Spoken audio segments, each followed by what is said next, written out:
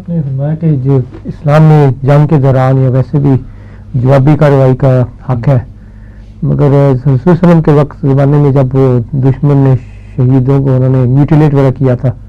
انہوں نے اجازت زمانے میں یہ بھی بیان کر چکا ہوں کہ حق کے باوجود جو قرآن کریم نے انسانی قدریں قائم فرمائی ہیں بعض، وہاں رک جانے کا حکم دیا ہے، وہ احسان کا مضمون ہے۔ پہلا مضمون عدل کا تھا، تو قرآن کریم صرف عدل پر نہیں رکتا بلکہ احسان کی طرف بھی لے کے جاتا ہے۔ دو طرفہ تعلقات میں مصلح اگر کیا جاتا تو عدل کی روح سے جائز تھا، مگر اللہ کی شان ہے کہ روک دیا گیا رسول اللہ علیہ وسلم کو ایسی حرکت نہیں کرنی۔ مگر ازدواجی تعلقات فی ذات ہی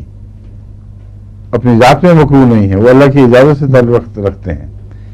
اجازت ہو تو وہی تعلقات ٹھیک، اجازت نہ ہو تو وہ مکروہ، ورنہ اور کیا فرق ہے؟ مصلح فی ذات ہی مکروہ چیز ہے، اس لیے جہاں تعلقات کا ہونا فی ذات ہی مکروہ نہ ہو، وہاں اگر بدلے کی وجہ سے دوسری قوم کو سمجھانے کی خاطر یا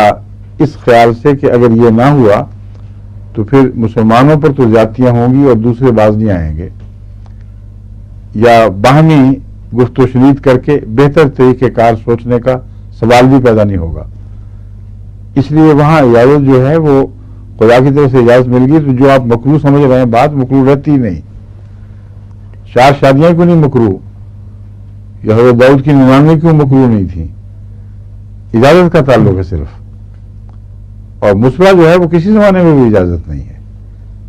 خدا تعالیٰ انسان کو درندگی سے روکتا ہے، سمجھ گئے ہیں؟